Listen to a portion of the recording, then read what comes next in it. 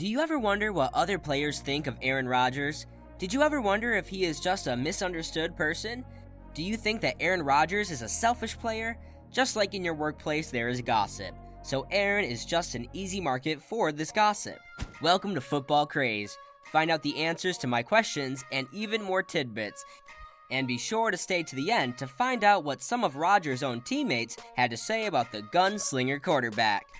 You will be shocked at which retired quarterbacks had a lot to say about Rodgers. There's a saying in sports, you're either an athlete for checks or championships. Some athletes believe that they can do both, and certain ones that are great enough can.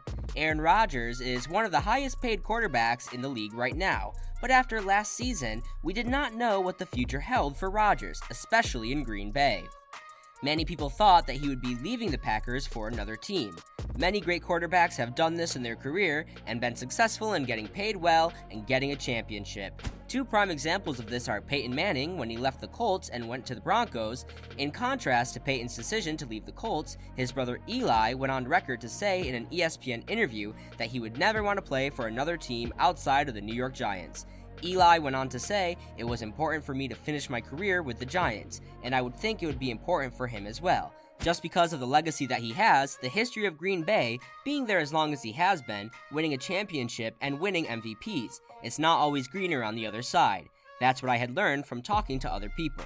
You can go somewhere and it's not necessarily going to be better. It's probably going to be worse." Another quarterback that has talked about Rodgers' decision and attitude toward his future was Matt Hasselbeck. The former starting quarterback for the Seattle Seahawks stated that he felt like Rodgers, getting to the end of his playing career, could be looking to make some changes personally. Matt went on to say that he felt like Rodgers wanted to start his family and didn't want to split his attention. What eventually happened is that the Packers and Rodgers came to an agreement on a new contract, which made Rodgers the top-paid quarterback in the league.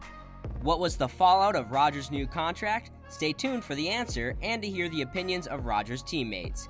When certain players ask for a lot of money, they can be viewed as selfish or greedy. Another way of looking at it is that the player just wants to get paid for what they think they are worth. In Rodgers' case, he is one of the top quarterbacks in the NFL. Saying that you have to ask what puts him at the top, is it his individual stats, championships, or how consistent he can play from one season to the next?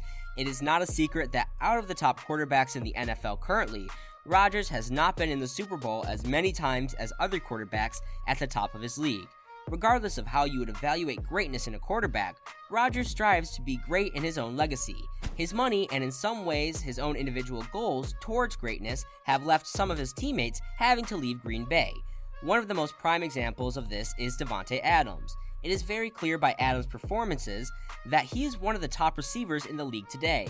At the end of the last season, the Packers had to make a choice on which player they wanted to pay the big contract to, Rodgers or Adams.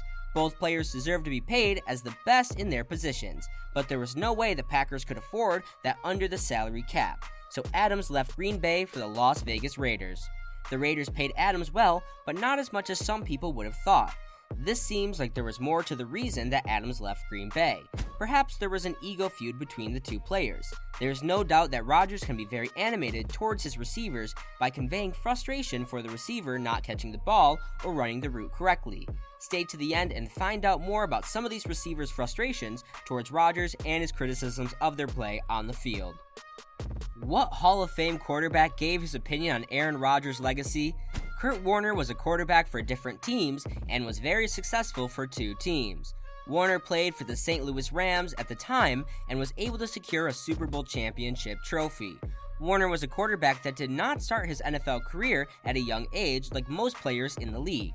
After his success with the Rams, he moved on to the Arizona Cardinals and took them to the Super Bowl but lost to the Pittsburgh Steelers. Warner commented about Rodgers' legacy by saying that whatever Rodgers decided to do in regards to staying with the Packers or moving on with his legacy should not be tainted. Warner went on to saying that he felt like Rodgers is the type of player that raises his team up to succeed. Despite Rodgers getting so much high praise from these former quarterbacks, who in their own right have cemented their individual legacies with their respective teams, despite all of the props that Rodgers received, he is considered one of the most hated players in the league according to a fan poll. Rodgers doesn't stray away from controversial issues, which also doesn't endear himself to the public or to the people in the NFL.